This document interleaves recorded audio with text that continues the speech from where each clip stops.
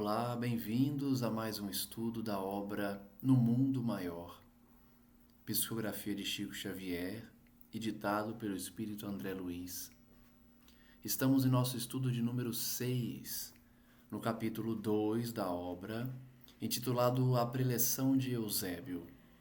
Como nós vimos, Eusébio está discursando para um grupo que já tem na espiritualidade a crença de que a vida continua após a morte e são candidatos a se formarem trabalhadores do Cristo na senda, na evolução. Vimos na preleção de Eusébio que ele chama a atenção de todos por conta das vinculações que todos nós ainda nutrimos na Terra, especialmente quanto ao materialismo e aos desejos da carne, as imposições do plano físico em que damos prioridade ao invés de pensarmos no espírito. Passamos, por isso, por diversos comentários em relação a essa demonstração de que ainda, pelo atraso, cultivamos em nosso passado a vinculação às sombras, por conta de nossas atitudes e por ignorar os missionários de Deus, incluindo o maior deles, Jesus Cristo, que trouxe a essência, a pureza da lei divina na sua maior aplicação, na solidariedade, no amor ao próximo, e ainda assim optamos pela guerra, pela destruição, pelo mal. Por isso Eusébio relembra essas atitudes de toda a humanidade e nos exorta à necessidade de melhorarmos, de praticarmos o que aprendemos em nossas vidas particulares, através da reforma íntima. Por isso, trabalhamos inúmeros conceitos que nos fazem recordar os ensinamentos de Jesus e de Kardec em relação à nossa evolução, à nossa caminhada aqui na Terra, aproveitando a reencarnação para as conquistas da alma. Eusébio prossegue a narrativa dizendo que é natural que as pessoas recém-chegadas às questões da espiritualidade ainda tragam o egoísmo, o orgulho, a vontade do destaque pessoal como ferramentas na sua estrada. É normal, mas nós que já despertamos para as verdades eternas precisamos fazer essa autoanálise, essa examinação, essa sondagem, para evitar as teorias brilhantes em que o personalismo ainda predomina nos indivíduos. Para os recém-chegados, essa postura é compreensível, é razoável, é de se esperar. Porque, afinal, toda escola caracteriza-se pelos diversos cursos que lhes formam os quadros e as disciplinas. Ele está querendo dizer que o planeta Terra, enquanto escola, traz várias séries, vários níveis de conhecimento, cada um na sua trajetória, com a sua bagagem de conhecimento. Por isso é natural. Mas Eusébio reafirma: o seu discurso é para aqueles que já despertaram para o bem, aqueles que já saíram da clausura do eu, do ego, do egoísmo, enredados nos 1000 obstáculos da fantasia que lhes cristaliza as impressões. Ele fala, portanto, a quem saiu dessa vibração, a quem já não mais cristaliza os seus sentimentos para priorizar apenas o interesse individual. Eusébio está falando a todos que sentem a sede de universalismo, que já compreendem a noção de solidariedade fraternal entre os povos, entre os seres de todo o universo, e por isso se colocam à disposição para o trabalho. Esse trabalho de fraternidade, de exposição, de divulgação do conhecimento divino para todos, sem exceção. além do sentimento de universalismo em relação à criatura divina, todos criados pelo Pai e, portanto, participantes dessa mesma família universal. Anônimos companheiros da humanidade, que se esforça por emergir das trevas para a luz.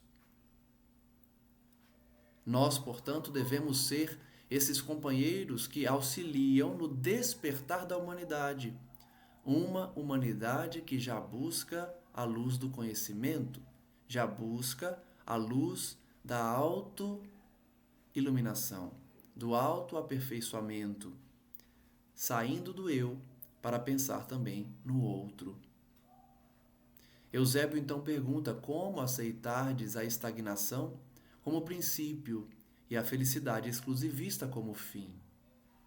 Mais uma vez, a espiritualidade nos traz a noção de movimento na espiritualidade.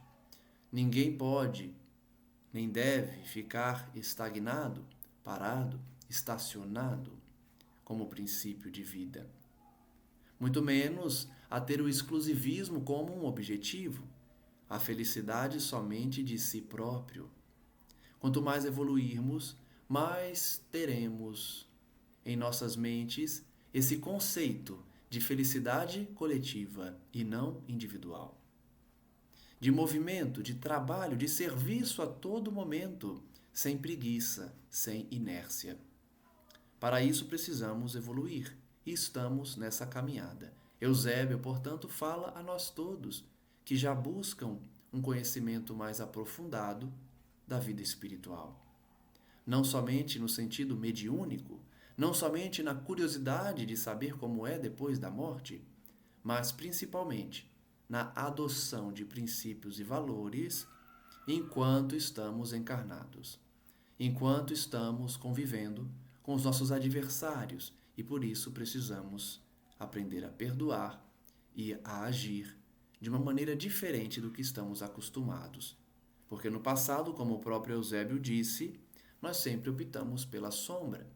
Optamos pela resposta violenta, pela reação, ao invés de buscarmos o perdão, a convivência pacífica e tantos outros elementos relativos à fraternidade universal. Ele prossegue dizendo: alimentemos a esperança renovadora, não invoqueis Jesus para justificar anseios de repouso indébito. Mais uma vez, a espiritualidade nos destaca a importância de nos movimentarmos. Ele diz que não devemos utilizar a figura de Cristo para justificar a preguiça, o repouso sem causa, o repouso indébito, ou seja, repouso indevido. Ninguém veio para repousar. O repouso é necessário, logicamente, para o descanso do corpo físico. Quando esgotadas as forças depois de um longo dia de trabalho, de atividades, o repouso é necessário, aconselhável e um dever para o cuidado e conservação do nosso corpo e da nossa vida. Mas aqui, o destaque é que o repouso indébito seria aquele de quem não trabalha, não se esforça. E aqui eu digo trabalho não somente no sentido de atividade remunerada, mas no sentido também de serviço caridoso, voluntário, junto à família, qualquer tipo de atividade útil que possa auxiliar no seu progresso pessoal quanto dos outros. Mais uma vez, portanto, a espiritualidade nos traz essa ideia de que não devemos buscar a preguiça, a inércia, o repouso indébito. Muito menos invocar a figura do Cristo para isso, o que é um absurdo, já que o Cristo ensinou que Deus trabalha até hoje e ele próprio serviu a sua existência inteira, apesar de ter sido assassinado tão jovem, não é? Ele não atingiu as culminâncias da ressurreição sem subir ao Calvário, diz Eusébio. O Cristo, portanto, demonstrou na sua própria existência que para subirmos aos céus precisamos trabalhar. Servir. Cristo subiu aos céus. Cristo ressuscitou, no sentido figurado do retorno dele à vida, mas não atingiu essa culminância sem primeiro servir, aguentar o sofrimento, as perseguições e as dores do Calvário. Essa lição também serve para nós. Muitos queremos as recompensas do céu sem trabalhar, sem passar pelo Calvário. Se o próprio Cristo, portanto, passou por esse Calvário, que dirá nós que temos tantas dívidas? Não alimentemos, portanto, essa ideia de que mereceremos um céu de repouso indébito. O céu é de muito serviço, de muita atividade. As lições do Mestre referem-se à fé que transporta montanhas, sempre com a ideia de movimento, de serviço. Não reclamemos, pois, ingresso em mundos felizes antes de melhorar o nosso próprio mundo. Essa frase que está destacada aí é mais uma das que merecem uma moldura para pendurarmos na parede de nossa casa ou do templo espírita. Quantos reclamam mundos melhores? Quantos reclamam desse planeta? Não suportam as dores da terra e reclamam, além de exigirem também uma convivência em mundos felizes, mas sem fazer qualquer alteração no seu mundo íntimo. É por isso que a todo momento nós relembramos essa necessidade, frisamos essa atividade de aplicar o que aprendemos aqui nos estudos, nas orações, em nossas vidas, melhorando esse mundo íntimo. Não poderemos, portanto, viver num mundo feliz sem primeiro tornar o nosso mundo íntimo feliz também. E somente o faremos se abraçarmos os ideais cristãos de caridade, de paz e vencendo as nossas paixões, os nossos erros do passado. Ele prossegue: esquecei o velho erro de que a morte do corpo constitui milagrosa imersão da alma no rio do encantamento. Já falamos aqui por diversas vezes. Quando morremos, continuamos os mesmos. Falei, inclusive, isso na última gravação, né? Quando morremos, não nos transformamos milagrosamente em anjos ou santos.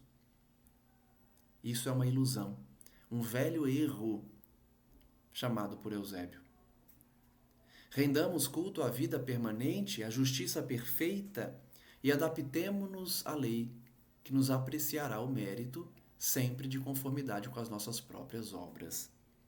Outra lição importantíssima que jamais devemos esquecer. O nosso futuro feliz ou infeliz depende apenas das atitudes tomadas enquanto estamos na Terra. Por isso ele pede: adeque-se à lei.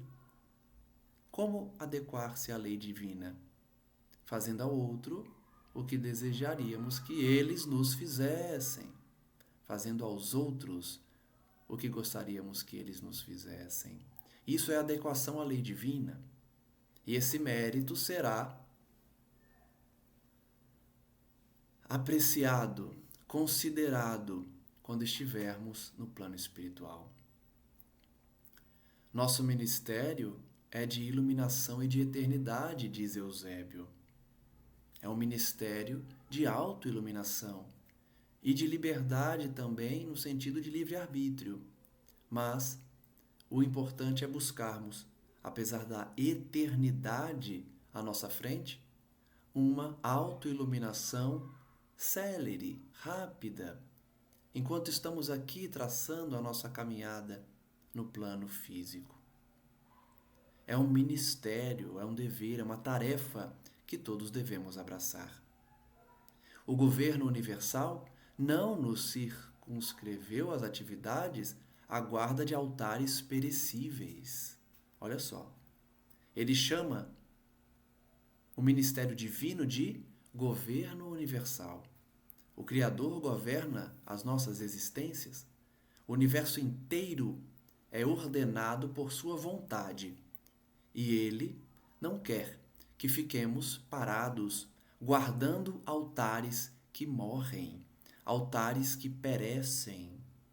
É uma linguagem figurada para nos explicar que essa visão de movimento, esse entendimento de que nós devemos sempre buscar o serviço, é algo que se aplica a todo o universo.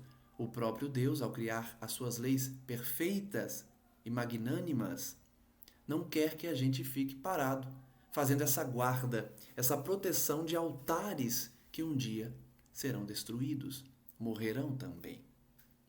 Não fomos convocados a velar no círculo particular de uma interpretação exclusivista, senão a cooperar na libertação do espírito encarnado. Mais uma vez, a ideia de abandono do eu, do egoísmo, de uma interpretação que favorece apenas a nós mesmos, a fim de adotarmos uma visão mais coletivista, cooperando na libertação de todos, encarnados e desencarnados, abrindo horizontes mais claros à razão humana, refazendo o edifício da fé redentora que as religiões literalistas esqueceram. Aí entra, portanto, a tarefa do Espiritismo também, refazer o edifício da fé redentora, que muitas religiões esqueceram, porque apegadas à letra, que mata, conforme ensinou Paulo, enquanto que o conteúdo, o amor, a real aplicação do ensinamento divino vivifica. Justamente no mesmo sentido de que essa libertação de nós, espíritos encarnados, essa apreciação do conhecimento espiritual para a razão humana, poderá trazer à humanidade um avanço que tantos esperam e desejam. Não o avanço intelectual, não o avanço tecnológico, mas o avanço moral, o avanço pela somatória de virtudes, pela aquisição de valores da alma. Façamos, portanto, aquilo que as religiões literalistas esqueceram. Sopros imensos da onda evolucionista varrem os ambientes da Terra, diz Eusébio. A onda evolucionista varre a Terra. Todos os dias ruem princípios convencionais mantidos a título de invioláveis durante séculos.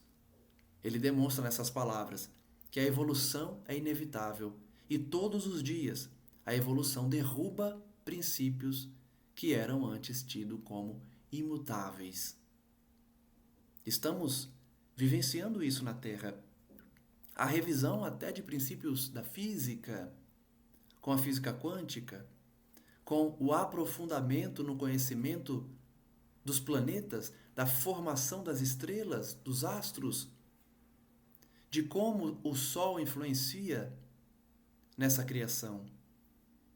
Começando de forma ainda muito precária a consultar o passado do universo, a fim de conhecê-lo e finalmente compreendermos que não há vácuo, não há espaço vazio, não há inércia, há sempre movimento, há sempre criação, e estamos como que mergulhados no próprio Deus, já que o fluido cósmico universal permeia todos os locais, nos rodeia. Estamos mergulhados nesse fluido, um fluido criador e que transporta o nosso pensamento, os nossos ideais, causando uma espécie de vibração que ressoa no universo. As nossas intenções, os nossos pensamentos, as nossas ideias ressoam ao nosso redor e são transportadas muitas vezes para locais distantes em que outros seres também captam esse mesmo pensamento, já que todos estamos interligados como criaturas divinas, mergulhados, portanto, nesse fluido cósmico universal. A mente humana, portanto, que se aperfeiçoa a cada dia, evolui, abandonando dogmas, abandonando princípios considerados invioláveis, mas que se mostram insuficientes hoje para explicar as dores do mundo. Vamos, dessa forma, adquirindo não só conhecimento, mas elevação moral, se soubermos aplicar o conhecimento para o bem. A mente humana, diante disso, perplexa, é forçada a transições angustiosas. Transição que o nosso mundo está passando nesse momento. Transição pelas convulsões sociais, pelas alterações políticas, financeiras, tecnológicas e também de renovação das ideias, incluindo as ideias religiosas. Para essa transição ocorrer, no entanto, é necessária uma revisão dos valores. A subversão desses valores, somadas à experiência social e o processo acelerado de seleção pelo sofrimento coletivo, perturbam os tímidos, diz Eusébio. O momento de transição, portanto, traz essa perturbação, em que os invigilantes e os tímidos ficam perturbados, porque ainda não trazem dentro de si a base, a força necessária para compreender o momento de transição, que geralmente é acompanhado de sofrimento. Ele próprio disse: as transições são muitas vezes angustiosas, porque obrigam os indivíduos a mudar.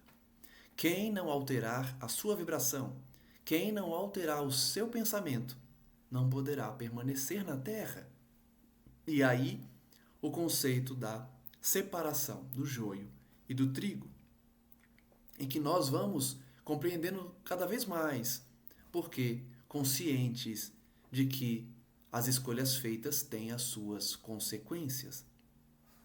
Diante de um mundo, portanto, que tem os valores subvertidos, em que a experiência social e o sofrimento coletivo perturbam os tímidos e os invigilantes, percebemos que a grande maioria dos indivíduos pertencem a essa classe de invigilantes e tímidos. Tímidos porque não estão ainda maduros para defenderem a bandeira da fraternidade de forma ampla. Ainda têm essa timidez de decidir ir com a maioria, mesmo que isso signifique perder a sua própria alma. Os invigilantes, por outro lado, mesmo conscientes da necessidade do bem, pela invigilância que trazem, acabam caindo também. Por isso, o alerta mais uma vez de Eusébio. Ele pergunta: como atender a esses milhões de necessitados espirituais se não receberdes a responsabilidade do socorro fraterno? Ora, ele está justamente falando a um seleto grupo de indivíduos que já querem trabalhar, servir, compreendendo a espiritualidade e seus mecanismos. Porém, como começar o socorro fraterno? Como auxiliar esses indivíduos sem compreendermos o que significa ajudar? O socorro fraterno, portanto, é uma ferramenta para aprendermos a auxiliar os outros. Somente com o socorro fraterno é que vamos angariando essas virtudes em que poderemos, finalmente, atender a esses milhões de necessitados espirituais. Hoje nós temos os necessitados de pão, de casa, de teto, mas principalmente os necessitados da alma. Aqueles que precisam ser socorridos porque minaram a sua constituição mental e espiritual, endividando-se por meio de suas ações equivocadas. Por isso, como já falamos, o espiritismo e, consequentemente, a espiritualidade precisam de trabalhadores prontos para o socorro fraterno. Não sejamos os enfermos, aqueles que precisam do socorro, mas sim sejamos os socorristas. Eusébio prossegue: como sanar a loucura incipiente? Vejam que essa obra, apesar de escrita já há alguns anos, traz um cenário moderno. Loucura incipiente, não é isso que vemos na humanidade, na sociedade em geral?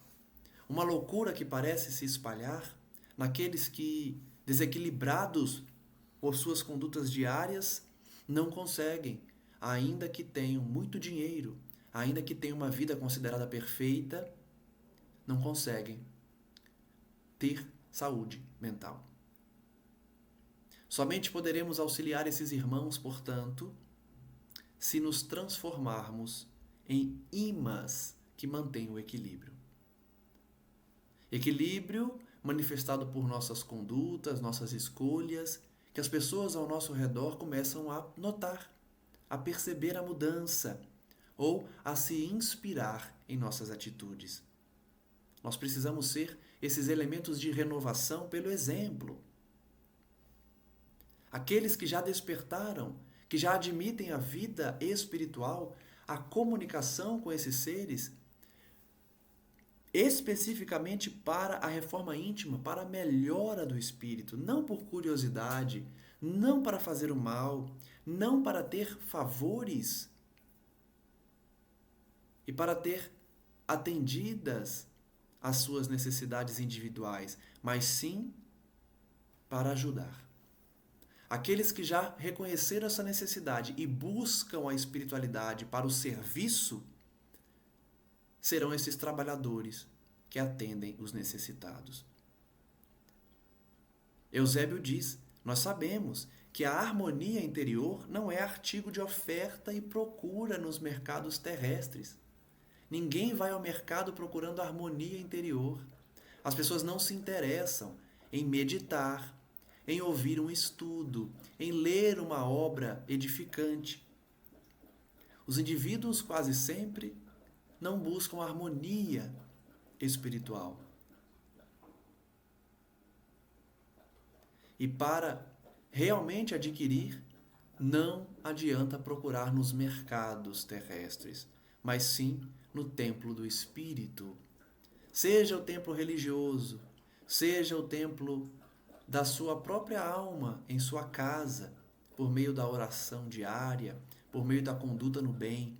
O que importa é o templo do Espírito estar preenchido por uma vontade de ajudar, por um conhecimento da realidade espiritual e pela boa vontade do indivíduo de se melhorar. Faz-se necessário, portanto, acendamos o coração em amor fraternal. Ele volta para o mesmo conceito. Auxílio, ajuda, fraternidade à frente do serviço. Não bastará em nossas realizações a crença que espera. Ele já disse isso e ele repete. Não basta crer no mundo espiritual. Falamos disso no último estudo. Quantos frequentam as casas espíritas, mas não mudam? Por muitos e muitos anos continuam os mesmos. É uma crença que espera, que não se movimenta.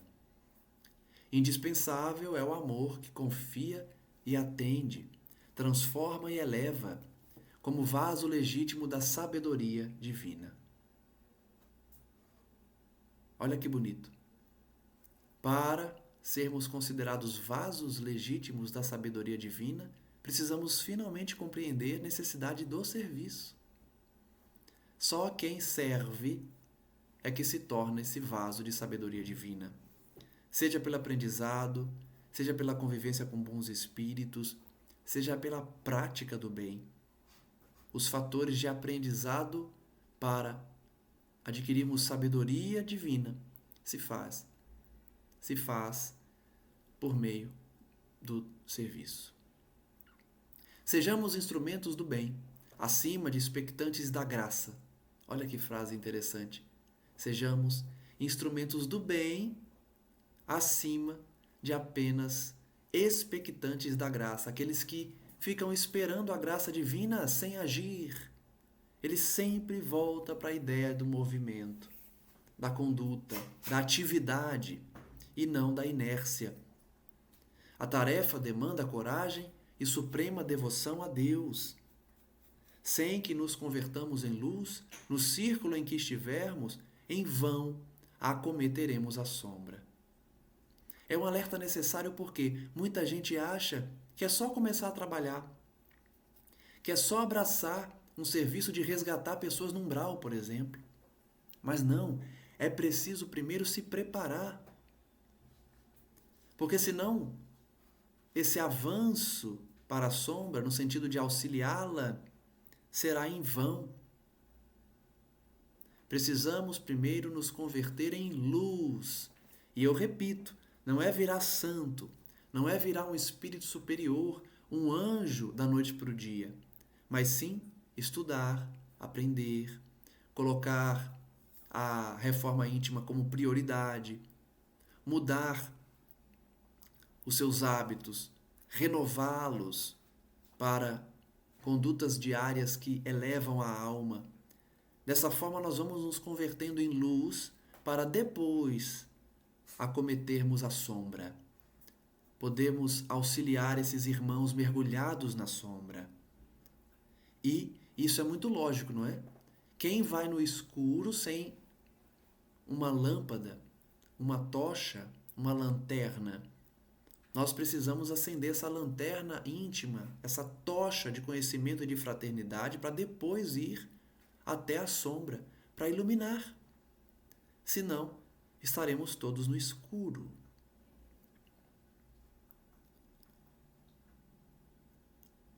E no prosseguimento da ação que nos compete, não nos esqueçamos de que a evangelização das relações entre as esferas visíveis e invisíveis é dever tão natural e tão inadiável da tarefa quanto a evangelização das pessoas. Então vejam, ele explica que a gente precisa primeiro acender a nossa luz e depois diz, não se esqueçam, para que nós tenhamos uma relação saudável com o mundo espiritual, nós precisamos da tarefa de evangelizar os nossos corações, que é tão importante quanto a evangelização das pessoas. Há um dever, portanto, de evangelizar pessoas e também evangelizar as relações com o mundo invisível. Quantos evangelizam a sua relação com o mundo invisível? Orando, renovando atitudes, respeitando o fenômeno mediúnico, respeitando os companheiros espirituais que estão junto de nós, melhorando a nossa condição para entrarmos em contato com espíritos de luz, elevados. Nós precisamos, portanto, evangelizar esse contato também. Não somente buscar evangelizar as pessoas, os nossos filhos, os nossos jovens, mas evangelizar a nossa relação com o mundo espiritual. Não busqueis o maravilhoso. Essa é importante demais. Quantos vão aos templos pelo maravilhoso? Seja pela manifestação mediúnica, seja para ver algo de diferente. Quantos acham as palestras maçantes, chatas, porque não querem ouvir a parte evangélica e sim querem ver o maravilhoso?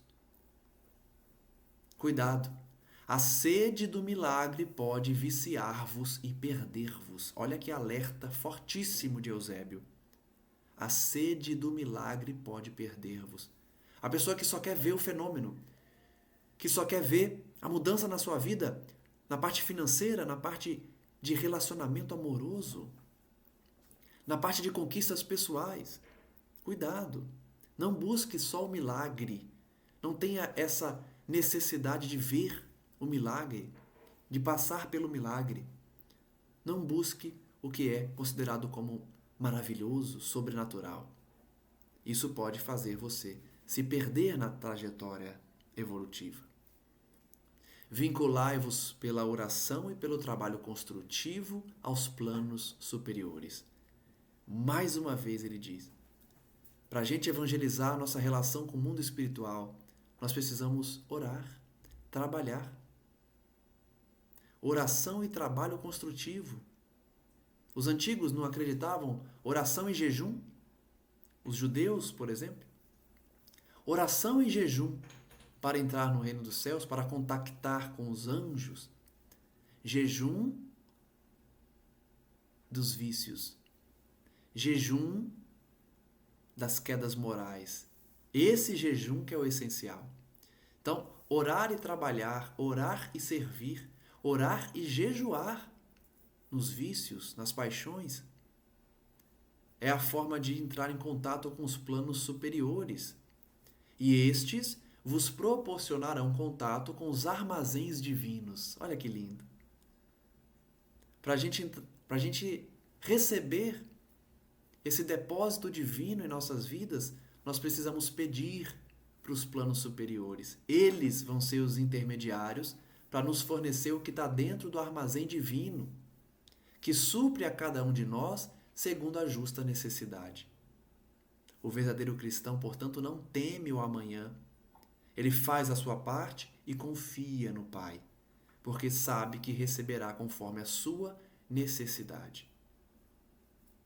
As ordenações que vos ajoujam na paisagem terrena, por mais ásperas ou desagradáveis, representam a vontade suprema.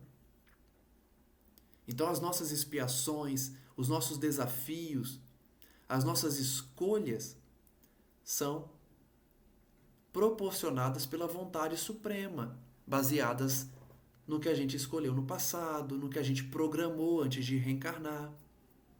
Nós estamos num planeta em que, sim, passaremos por situações desagradáveis, faz parte.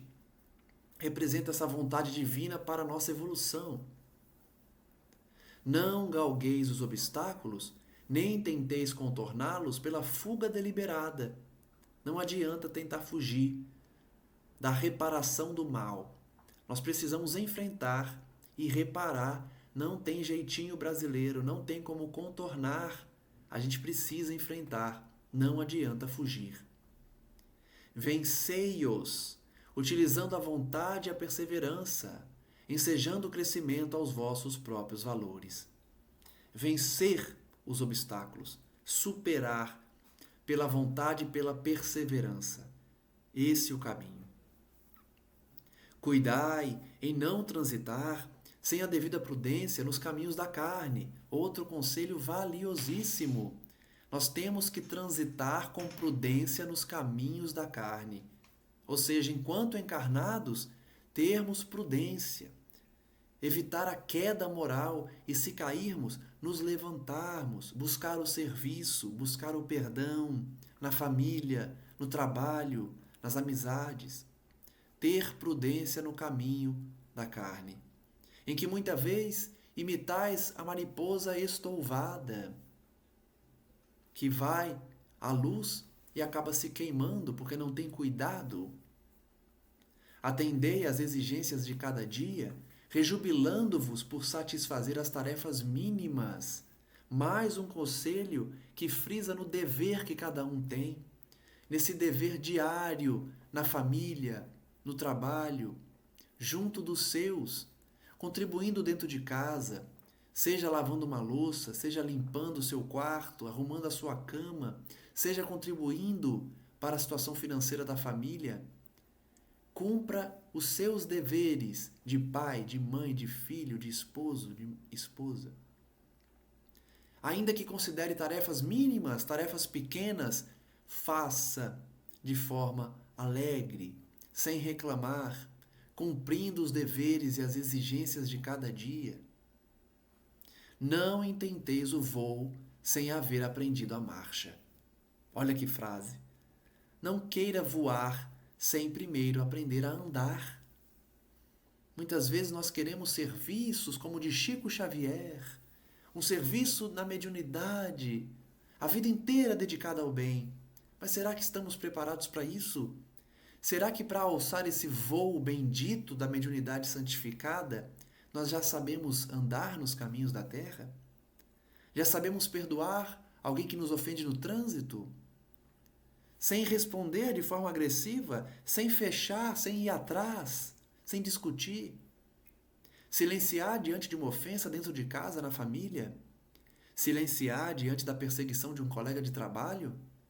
Como querer abraçar missões grandiosas sem, primeiro, suportar os obstáculos mínimos de cada dia que todos passam, sem exceção? Todos passam por esses aborrecimentos que eu falei, em um momento ou outro da vida. Então nós precisamos treinar com esses obstáculos, com os colegas difíceis, com as pessoas que não vão com a nossa cara, com as pessoas que não gostam de nós por motivos fúteis ou sem nenhum motivo, com pessoas que nos ofendem, que muitas vezes estão dentro da nossa própria casa. Usar essas oportunidades como oportunidades de reparação e de elevação. Usar essas oportunidades para o progresso individual, coletivo também, mas especialmente para a reforma íntima, que é sempre individual. Cumprindo as tarefas mínimas, conseguiremos abraçar as tarefas máximas, as tarefas mais importantes. Sobretudo, não indagueis de direitos prováveis que vos caberiam no banquete divino, antes de liquidar os compromissos humanos. Quantos pedem dádivas do céu sem merecer? Por mais que Deus, na sua misericórdia, nos conceda, há um limite. Nós precisamos merecer, fazer por onde. Não fiquemos, portanto, tentando achar direitos que nós teríamos em tese. Direitos que, na verdade, não nos pertencem. Pensemos primeiro em liquidar nossas dívidas para depois falar em direitos. Cumpramos os nossos deveres antes de exigir direitos. Impossível é o título de anjos sem serdes antes criaturas ponderadas. Olha que pensamento lógico, como o pensamento de Kardec. Antes de ser anjo, a gente tem que, no mínimo, ser alguém ponderado. O que é alguém ponderado? É alguém equilibrado. Alguém que não tem cólera, que não explode mais de raiva, ou que não se aborrece de uma forma agressiva. Aquela pessoa ponderada, que sabe lidar com as situações, com os obstáculos que chegam na sua vida. Para ser anjo, primeiro tem que ser ponderado. E vir muitas e muitas vezes nessa ponderação, para ir subindo aos poucos até o estágio evolutivo de anjo. Soberanas e indefectíveis leis nos presidem aos destinos. Muita gente esquece disso. Acha que o mundo é caos, que não há um Deus vendo tudo isso. Mas há uma lei, várias leis perfeitas, criadas por Deus e que se aplicam automaticamente, presidindo nossos destinos. Não duvidem de que toda ação, toda reação, todo obstáculo está previsto. E nós, nesse exercício diário das escolhas que fazemos, podemos alterar essa programação, passar por situações que não precisavam ser passadas, vividas,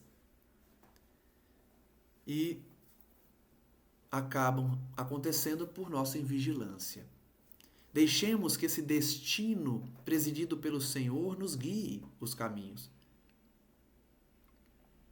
Somos conhecidos e examinados em toda parte.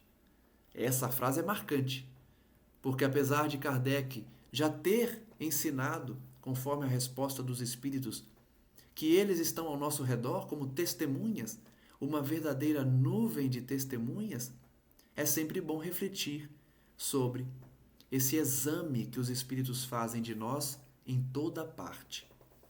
Eles analisam nossos pensamentos, nossas escolhas, nossas vontades. Por isso, temos que dar o exemplo, não somente quando estamos sendo observados pelos homens encarnados.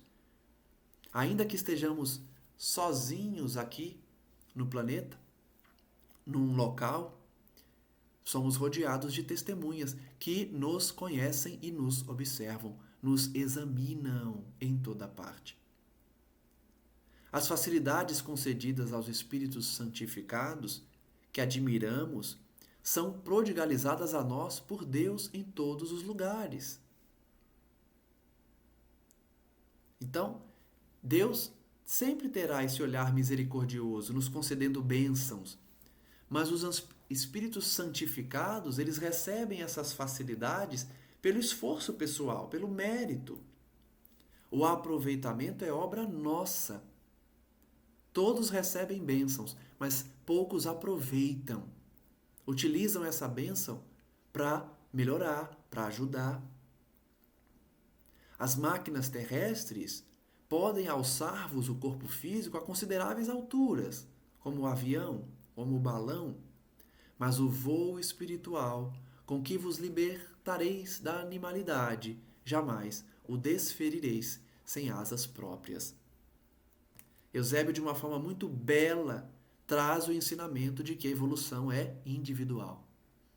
Nós exercemos de forma coletiva a convivência, as escolhas, porém, essa escolha é individual, é pessoal. O momento de despertar, o momento de esquecer o passado, o mal cometido e sofrido, depende de cada um.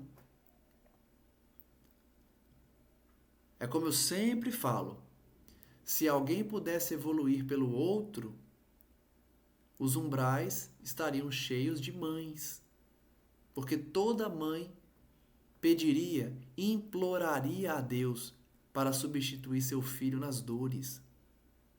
Então a lei divina não permite o avançar pelo outro.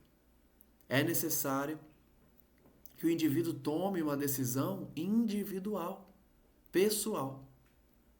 Precisamos de asas próprias. A consolação e a amizade de benfeitores encarnados e desencarnados enriquecer-vos-ão de conforto. Nós já sentimos isso, não é? O amor e o carinho de espíritos, tanto encarnados quanto desencarnados, mães, pais, parentes, irmãos, guias, protetores, anjos, colegas desencarnados, familiares que já se foram para o mais além, todos recebemos esse conforto, esse carinho de pessoas encarnadas ou desencarnadas, como suaves e abençoadas flores da alma, que dão esse refrigério, esse alívio, esse conforto, essa paz. Entretanto, fenecerão como as rosas de um dia, se não fertilizardes o coração com a fé e o entendimento, com a esperança inquebrantável e o amor imortal. Então vejam, bênçãos são recebidas todos os dias. Amparo, carinho e proteção são recebidos todos os dias pelos amigos espirituais, mas todo esse amparo poderá fenecer, falecer, ir embora em um dia, se a gente não fertilizar essas bênçãos com a fé, com o entendimento, com a esperança, com o amor imortal.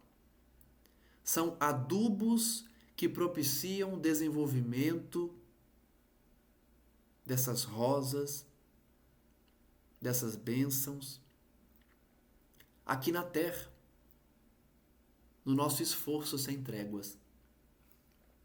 Então lembrem-se de fertilizar as bênçãos recebidas, o amparo, a proteção e a presença dos bons espíritos. Nessa frase que eu achei tão interessante do estudo de hoje, na evangelização da nossa relação com o mundo espiritual. Não cobiceis o repouso das mãos e dos pés. Antes de abrigar semelhante propósito, procurai a paz interior na suprema tranquilidade da consciência.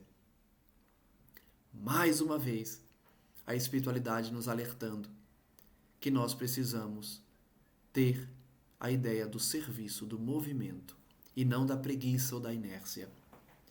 Não buscar o repouso dos pés e das mãos, mas sim a paz interior pela consciência tranquila. Paz interior é derivada diretamente da consciência tranquila. fazer o bem, esquecer o mal e principalmente reparar o mal que fizemos. E isso nos trará paz de consciência. Abandonai a ilusão antes que a ilusão vos abandone. Empolgando a chefia da própria existência, deixai plantado o bem na esteira de vossos passos. Ele repete a mesma ideia de serviço. Ele diz: somente os servos que trabalham gravam no tempo os marcos da evolução. De novo a ideia de trabalho e de movimento. Só quem trabalha marca no tempo a evolução, gravando esses atos, gravando essas necessidades supridas pelo trabalho. Só os que se banham no suor da responsabilidade conseguem cunhar novas formas de vida e de ideal renovador. É preciso ter responsabilidades, abraçar tarefas para começar a pensar numa moradia melhor, num mundo melhor. Mudar de vida, mudar de ideal, mudar de sentimento, precisa abraçar responsabilidades. Os demais, chamem-se monarcas ou príncipes, ministros ou legisladores, sacerdotes ou generais, entregues à ociosidade, classificam-se na ordem dos sugadores da terra. Olha que conceito que eu vou encerrar o estudo de hoje. Aqueles que buscam a ociosidade, seja monarca, seja príncipe, seja legislador, seja ministro, seja general ou sacerdote, é considerado por Eusébio como sugadores da terra. Alguém que só suga, extrai, deseja para si, no ego, na satisfação do eu. Esses são os sugadores da terra. Não sejamos esses indivíduos que querem somente as bênçãos para si e não pensam no outro. Só sugam porque mergulhados na ociosidade. Abandonemos essa ideia de preguiça, de não trabalhar, de não servir. É uma necessidade, é um dever de todos nós. Que possamos então refletir nas lições de hoje, especialmente quanto a essa necessidade de trabalhar, de auxiliar o outro, mas para isso nos prepararmos. Reforma íntima, busca de hábitos saudáveis, saudáveis para o nosso corpo e saudáveis para a nossa alma principalmente, a fim de que não tenhamos as enfermidades mentais, não tenhamos os desequilíbrios espirituais, para que a nossa alma tenha paz de consciência, mas principalmente seja alguém que socorre ao invés de precisar de auxílio. Reflitamos então nessas palavras, nesses ensinamentos, e que todos nós recebamos nesse momento as bênçãos do céu, materializadas na ação dos nossos amigos espirituais, naqueles já despertos para o bem e que nos amam, estão conosco, nos inspiram, nos protegem, nos apontam o caminho. Ouçamos esses amigos, ouçamos esses irmãos e busquemos, em primeiro lugar, a paz do nosso Senhor Jesus Cristo pela prática da ação no bem. Abandonando a ociosidade, a preguiça e nos preparando a cada dia para que no momento de transição angustiosa os nossos irmãos mais necessitados recebam o nosso auxílio. Graças damos ao nosso Senhor Jesus e rogamos que essas bênçãos do céu possam envolver a todos que estão em nossas mentes, familiares, amigos ou necessitados em geral, fazendo a nossa parte a cada dia para trazer o Evangelho do Cristo aos nossos corações e divulgar para aqueles ainda adormecidos. Muito obrigado, Mestre Jesus, e que a tua luz envolva toda a terra, somando-se a Maria Santíssima na ação caridosa de amparo e resgate dos mais endividados e sofridos. Graças damos, Senhor, hoje e sempre, e que assim seja. Agradeço a todos que nos acompanham e os convido aos próximos estudos, sempre nessa ideia de amparo, de amor fraternal e de auxílio. Um forte abraço a todos e até o próximo estudo.